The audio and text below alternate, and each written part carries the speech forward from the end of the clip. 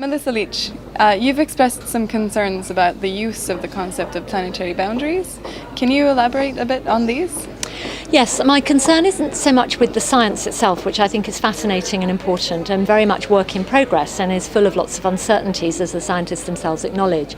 It's actually about the way the concept has been moving out into policy and public debates, where I see it as there's a risk that it becomes part of a set of quite top-down controlling non-negotiable ways of thinking about and acting on environments, and we're seeing it, I think, becoming coupled to some new forms of environmental authoritarianism, which can end up riding roughshod over social justice concerns, and actually may end up being unsustainable in their own right because they're going to provoke resistance and blowback from people on the ground. And I think we're seeing this to some extent in the arguments being made about global referees, about the legal provisions that planetary boundaries might lead to, in ideas about large-scale techno-fixes, whether it's climate geoengineering or the rollout of crop biotechnologies to meet food needs. I think we're also seeing it in market fixes and the idea that the extension of the financialization of nature and commoditization is the way forward to meet what planetary boundaries ideas would say are very urgent challenges.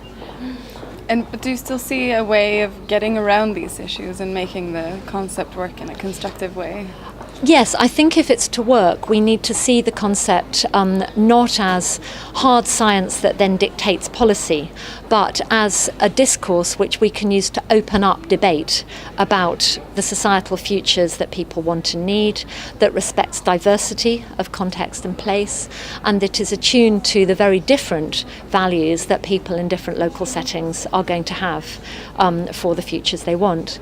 And we also need to be using it to think about a diversity of possible pathways, which are going to involve different mixtures of institutions and markets and technologies and innovation.